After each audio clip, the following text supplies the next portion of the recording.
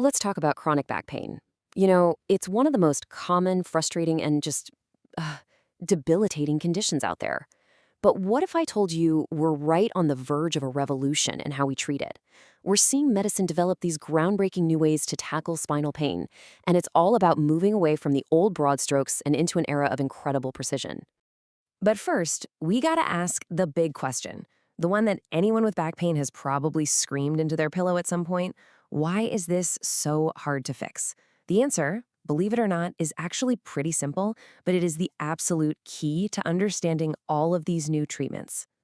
Here it is. Back pain isn't a single diagnosis. It's a symptom, and it can come from a dozen different places: a damaged disc, an arthritic joint, a misfiring nerve, a weak muscle. You see, for decades, the focus was just on managing the symptom. The revolution today is all about finding and correcting the source. And that's exactly why so many traditional approaches just don't work for so many people. So, the first step in this whole new era is really about solving a puzzle.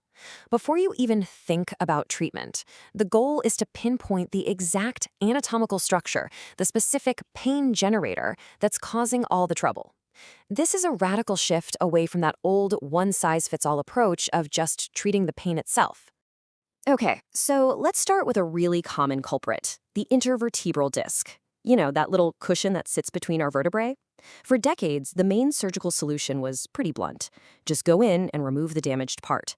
But now, the focus is shifting dramatically, from removing tissue to actually regenerating it. And the star player in this new approach? It's something called a regenerative hydrogel. Now, think of it like a super sophisticated injectable filler for your spine. It's this amazing biomaterial that can be injected right into a worn-out disc to help rebuild its spongy inner core. The whole point is to restore the hydration and the cushion that was lost. And this really shows you the fundamental difference in philosophy, right? Traditional surgery is often destructive. It removes tissue to solve a problem. But hydrogels? They're augmentative. They add material to rebuild and restore function. And crucially, this can all be done with a simple injection through the skin, not a massive operation. Okay, but let's be realistic here. While the potential is absolutely huge, this is still an emerging technology. The early studies, they show some dramatic improvements, for sure, but we're going to need much larger trials to really confirm its safety and effectiveness. I mean, a recent small study did report some significant adverse events, which is a good reminder that new doesn't always mean perfect. It's promising, no doubt, but it is not yet a standard replacement for surgery. So what if the disc isn't the problem?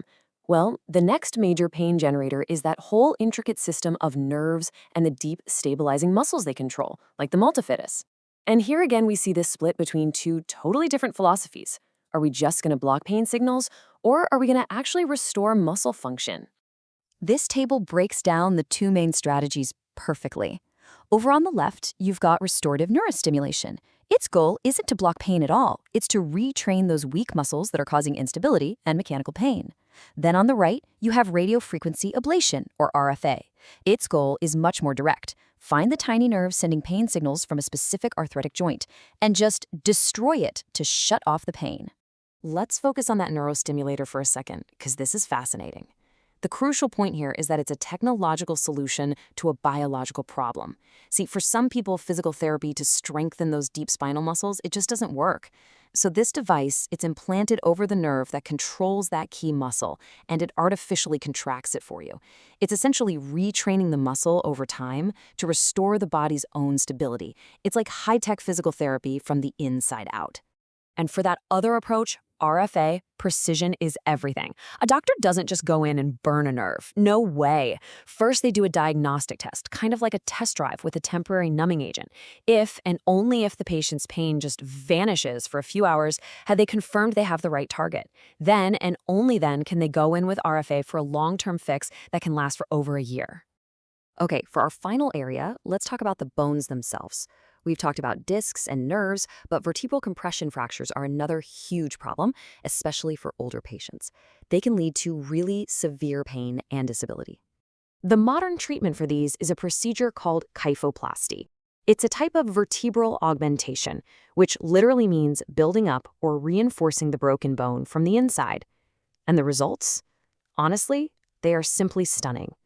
For acute fractures, the clinical success rate for pain relief is somewhere between 80 and 90%. That is one of the most effective procedures in all of spinal medicine. So why is this so important? Well, you have to look at the alternative, what we call conservative care, which often just means bed rest. And for frail patients, that's incredibly risky. It leads to muscle loss, lung issues, a higher risk of falls. It's a mess. Kyphoplasty doesn't just relieve pain. It gets people up and moving again, restoring their quality of life and preventing that really dangerous downward spiral. And this might be the most incredible point of all. It's not just about pain. By getting patients mobile and preventing all those severe complications of being bedridden, studies have shown that fixing these fractures with procedures like kyphoplasty is actually associated with a reduction in overall mortality. It can literally be a life-saving intervention. So as we wrap all this up, it's pretty clear there's a new paradigm emerging in spinal care. It's all about three things: precision targeting to correct the true source, using minimally invasive techniques to reduce risk, and most importantly, focusing on restoring the body's function, not just masking its pain. Which leaves us with a final and pretty fascinating question. For decades, chronic back pain has been seen as something you just have to manage, something you live with. But as these technologies for repairing discs, retraining muscles, and rebuilding bones become more and more refined and targeted, you have to wonder, are we entering an age where chronic back pain might one day become a truly solvable problem?